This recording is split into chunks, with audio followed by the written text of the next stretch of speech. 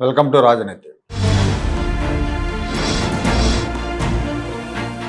ఆంధ్రప్రదేశ్లో mega DSC ద్వారా 16,000 మందికి పైగా ఉపాధ్యాయులను ఎంపిక చేసిన తర్వాత ఈ డిఎస్సి మీద వైఎస్ఆర్ కాంగ్రెస్ పార్టీ దగా డిఎస్సి పేరుతో బురద జల్లుతూ ఉంది. ప్రభుత్వంలోని అధికారులు, మంత్రులు డిఎస్సిలో ఎలాంటి అక్రమాలు జరగలేదని సాక్ష్యాధారాలతో సహా చెప్తున్నా ఉద్యమాలు చేస్తున్నారు. రోడ్ల మీదకి వచ్చి నానా రచ్చ చేస్తున్నారు. పోనీ నిరుద్యోగులు ఎవరైనా వస్తున్నారా, యువత వస్తున్నారా అంటే కేవలం వైసీపీ నాయకులు, వైసీపీ కార్యకర్తలే రోడ్ల మీదకి వచ్చి హడావిడి చేస్తున్నారు. ఈ నిరుద్యోగుల్ని, ఈ ఉద్యోగాలు ఎవరైతే డిఎస్సీలో అప్లై చేసి రాలేదో వాళ్ళని రెచ్చగొట్టేందుకు వైసీపీ విఫల ప్రయత్నాలు చేస్తూ ఉంది. వాళ్ళ ప్రయత్నాలు ఫలించే సూచనలు అయితే కనపట్టలేదు, కానీ రోజు రోడ్ల మీద అయితే రచ్చ చేస్తున్నారు. సరిగ్గా ఇదే సమయంలో వైసీపీ నెత్తిన తాటి పండు కాదు, తాటి కాయబడింది.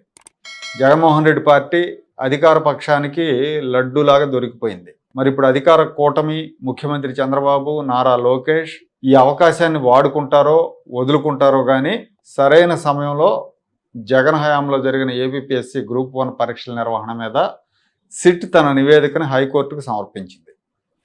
వైసీపీ హయాంలో జరిగిన గ్రూప్ 1 పరీక్షల్లో భారీ ఎత్తున అవకతవకలు జరిగాయని గతంలో నిరుద్యోగులు కోర్టుకు వెళ్ళిన విషయం అందరికీ తెలిసిందే.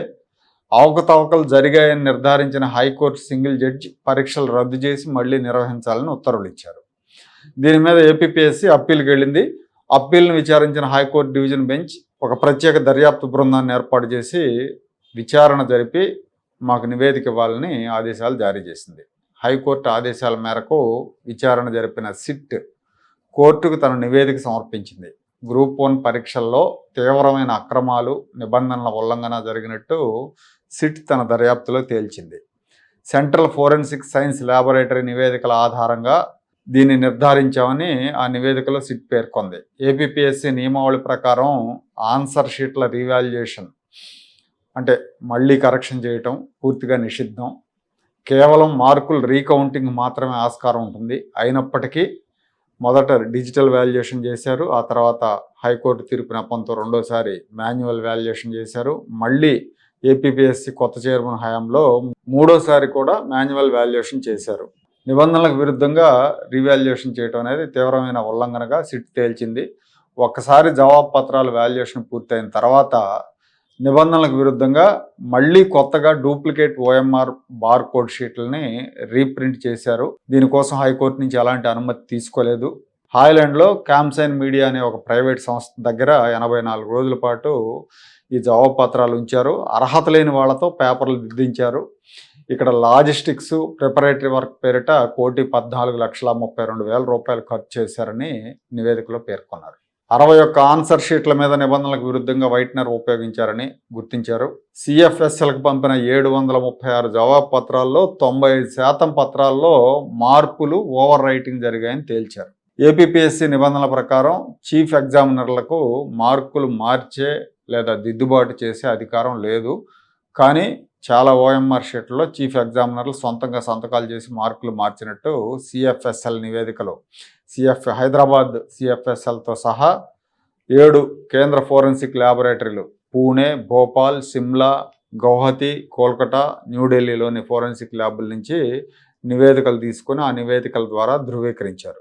173 మంది సాక్షుల వాంగ్మూలాలు సేకరించారు. వీటన్నిటిని బేస్ చేసుకుని సిట్ నివేదిక రూపొందించింది.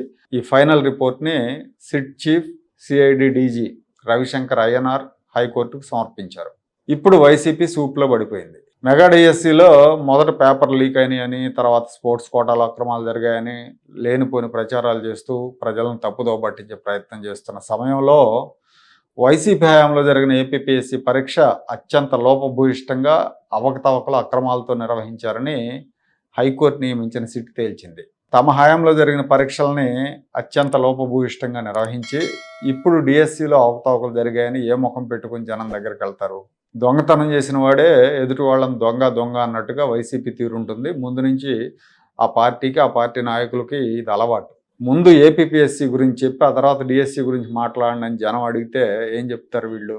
ప్రభుత్వానికి వైసీపీని డిఫెన్స్లో పడేయటానికి దొరికిన ఒక మంచి అవకాశం ఈ సిట్ నివేదిక.